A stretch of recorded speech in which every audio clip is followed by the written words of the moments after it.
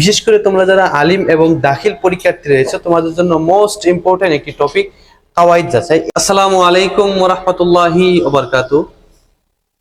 দারুল Uloom online মাদ্রাসার পক্ষ থেকে তোমাদের সকলকে জানাচ্ছি আন্তরিক অভিনন্দন এবং মোবারকবাদ। আজকে তোমাদেরকে নিয়ে এমন একটি বিষয় আলোচনা করব যে বিষয়টি তোমাদের অত্যন্ত গুরুত্বপূর্ণ এবং 95% থেকে 99% কমন উপযোগী এমন একটি টপিক নিয়ে তোমাদের সম্মুখে উপস্থিত হয়েছি। বিশেষ করে তোমরা যারা আলিম এবং দাখিল পরীক্ষার্থী রয়েছে তোমাদের জন্য মোস্ট ইম্পর্টেন্ট একটি টপিক কাওয়াইদ যাচাই। এই কাওয়াইদ যাচাইয়ের মধ্যে আমাদের প্রায় সময় আমাদের বিভিন্ন ধরনের সমস্যার সম্মুখীন হতে হয়। আজকে এমন একটি বিষয় নিয়ে তোমাদের সামনে উপস্থিত হয়েছি, তোমাদেরকে নিয়ে আমরা শিখবো। সেই টপিকটি খুবই গুরুত্বপূর্ণ।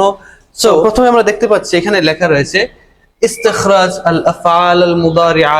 এই যে প্রথমে এই এতটুকু পর্যন্ত, ঠিক আছে, এটার অর্থ হচ্ছে ফেলে মুজারে বের করো, ফেলে মুজারে বের করো।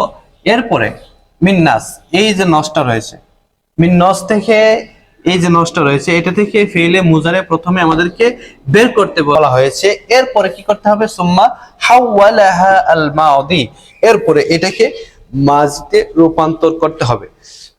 So dear friends and dear students, তোমরা যারা রয়েছো তোমাদেরকে সবাইকে বলবো যে আসলে আমরা আজকে এই গুরুত্বপূর্ণ টপিকটি তোমাদের সবসময় আসলে পরীক্ষায় আসলেও আমরা পরীক্ষায় আনসার করতে পারি না। অ্যান্সার না করার অন্যতম একটি কারণ হচ্ছে আমাদের কাওয়াইদ যাচাইয়ের মধ্যে খুবই দুর্বলতা রয়েছে। আমরা এখানে দেখতে পাচ্ছি একটি নস রয়েছে, এই নস থেকে আমরা এখন ফেইলে মুজারে বের করব। First of all, after that we will try to convert from muzare to mazi. So এখানে তোমরা দেখতে পাচ্ছ যে এখানে মাজি রয়েছে, এরপরে আমরা মুজারে কিভাবে রূপান্তর করব এটাকে আমরা দেখব। এই যে দেখো এখানে ইউহিব্বু শব্দটা প্রথমে আসছে, ইউহিব্বু মাসুমুল আকলা। এটা প্রথমেই তোমাকে বলবে যে আসলে এটা পুরোটা পড়ো, পড়ার পরে উত্তর দেওয়া, এটা হচ্ছে আদর্শ। যদি তুমি না পড়ে প্রথমে সময় কম থাকে তাহলে হচ্ছে ভিন্ন হিসাব। যদি তুমি প্রথমেই পড়ে এটা শেষ করে নাও তাহলে তোমার মাথায় একটা জিনিস ক্যাচ করবে যে আসলে অর্থের সাথে মিল করে আসলে কি হতে পারে না হতে পারে। এটা একটা সুন্দর একটি সলিউশন বলে মনে করছি। প্রথমে তোমরা একটু পড়বা, পড়াটা হচ্ছে ইউহিব্বু মাসুমুল আকলা ওয়া হুয়া ইয়াকুলুল হালওয়া কাসীরা ওয়া ইয়াশরাবুল আসীরা দাইমান। মাসুমুল আলআন হুয়া আসমানু ওয়ালাদিন ওয়া আসমানু ওয়ালাদিন ফিল হায়্য। يمشي جميع الأولاد خلف المعصوم وهم يضحكون وينادون سمين يغضب معصوم ويبكي ثم يجري إلى البيت. সো তোমরা এখানে দেখতেই পাচ্ছ যে একটি নস রয়েছে, রাইট ডাউন। সো এই নস থেকে আমরা ফার্স্ট অফ অল যে কাজটি, যে আমাদের ওয়ার্ক, যে ডিডটা রয়েছে সেটা হচ্ছে আমরা প্রথমেই আগে ফেলে মুজারে বের করব। ফেলে মুজারে কিভাবে বের করব? আমরা জানি ফেলে মুজারের আলামত হচ্ছে চারটি, একত্রে এই চারটিকে বলা হয় আতাইনা।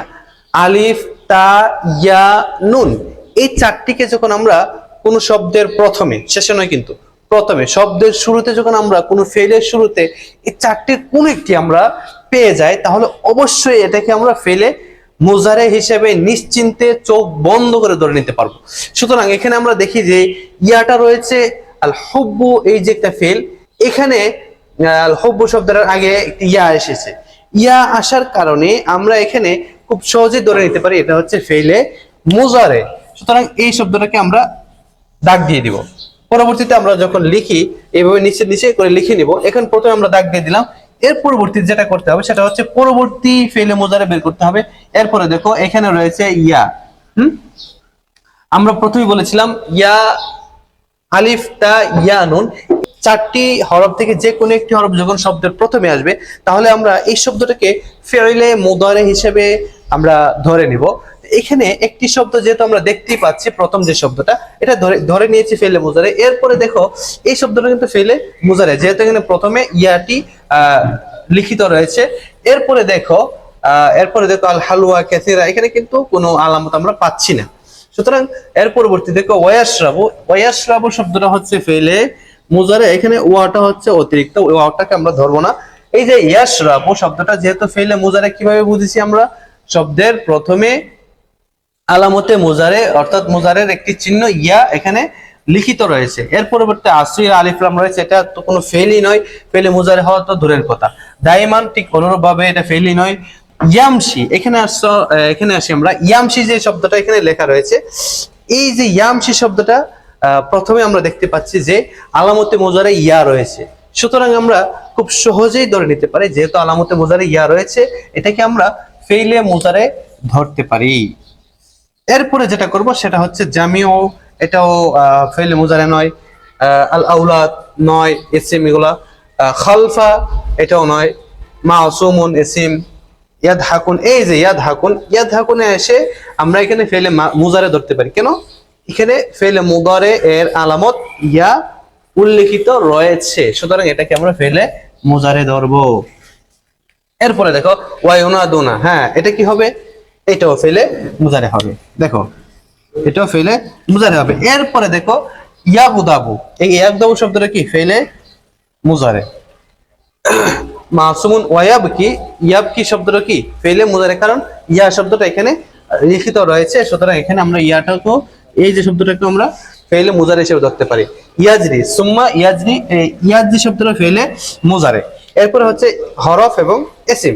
সুতরাং এই যে শব্দগুলো আমরা পেয়েছি, এই শব্দগুলোকে এখন আমরা কিভাবে ফেলে মুজারে থেকে আমরা মাজি রূপান্তর করব, এইটা নিয়ে আমাদের আজকে এখন একটু আলোচনা করবো। তোমরা অত্যন্ত মনোযোগ সহকারে খাতায় সুন্দর ভাবে লিখে নাও। এই যে নোটসটা রয়েছে, এই নোটস তোমার পরীক্ষায় হুবহু আসবে, বিষয়টা এরকম নয়, এমনও আসতে পারে বা এর অনুরূপও আসতে পারে। সুতরাং আমাদেরকে যেটা শিখতে হবে সেটা হচ্ছে কিভাবে ফেলে মুজারে চিনতে হয়, কিভাবে ফেলে মুজারে থেকে মাজি করতে হয়, এই যে বিষয়টা, এটা আমাদেরকে শিখতে হবে।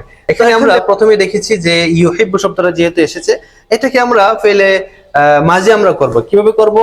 আহাব্বা ইউহিব্বু আমরা বাবে তাফিল থেকে যদি আমরা নিয়ে আসি, তাহলে এটাকে আমরা খুব সহজেই ধরতে পারি যে বাবে তাফিল থেকে আসলে তাহলে এটা মাজি হবে আহাব্বা। আহাব্বা, এই যে শব্দটা এসেছে আহাব্বা, এই শব্দটা লিখে দিবা। এরপরে দেখো ইয়াকুলু, আকালা ইয়াকুলু, খুব সহজ, আকালা ইয়াকুলু।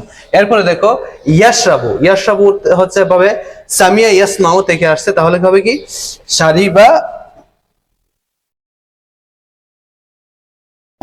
শারিবা ইয়াশরাবু, হ্যাঁ শারিবা ইয়াশরাবু। এর পরবর্তীতে দেখো ইয়ামশি, ইয়ামশি শব্দটা এসেছে, তাহলে কি হবে? মাশা। এই যে শব্দটা শেষে ইয়া এসেছে, ইয়াটা দিতে হবে যেহেতু এখানে ইয়া রয়েছে। সো এখানে আমরা মাশা ইয়ামশি দিলাম। এর পরবর্তীতে দেখো খালফা মাসুমিন ওয়াহুম ইয়াদহাকুনা, ইয়াদহাকুন যে শব্দটি রয়েছে, এখানে আমরা ইয়াদহাকুন শব্দটাকে আমরা যদি দাহিকা ইয়াদহাকু ধরি, তাহলে সামিয়া ইয়াসমা ওয়াব থেকে এসেছে। এই ভাব থেকে আসার কারণে এখানে যে একটা বিষয় যে জমা মুজাক্কার গায়েব হয়েছে, তাহলে বাবে সামিয়া ইয়াসমু থেকে দিহকু মাজদার দিয়ে আমরা যদি ফেলে মাজিতে জমা মুজাক্কার গায়েবে যাই, তাহলে হবে দাহিকু। কি হবে? দাহিকু। এরপরে দেখো নাদা ইউনাদি, নাদা ইউনাদি থেকে হচ্ছে ইউনাদুনা। তো ইউনাদুনা এর যদি আমরা ফেলে মাজিতে রূপান্তর করতে চাই, তাহলে আমাদেরকে কি করতে হবে? জমা মুজাক্কারে গায়েবে রাখতে হবে, তাহলে কি হবে? নাদু।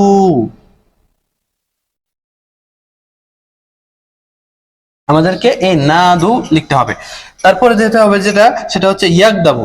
ইয়াকদাবু থেকে গাদিবা, গাদিবা ইয়াকদাবু, এটা হচ্ছে যেভাবে সামিয়া ইয়াসমাউ থেকে এসেছে, তাহলে কি করতে হবে? ইয়াকদাবু থেকে গাদাবা। খুব সুন্দর, এটাকে আর কোনো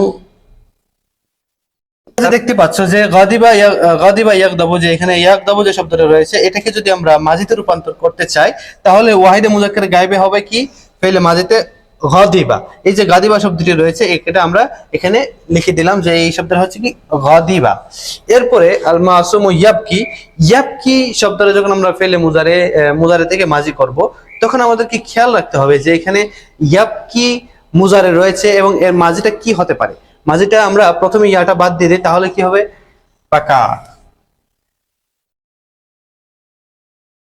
আমরা ইয়াটা বাদ দিয়ে দিলাম, এটা হচ্ছে মূলত বিষয়। এরপরে দেখো ইয়াজরি, এই যে এখানে ইয়াজরি রয়েছে ওয়াহিদে মুজাক্কার গায়েব, এটাকে তুমি জিম রা ইয়া দিয়ে দিতে পারো, যারা।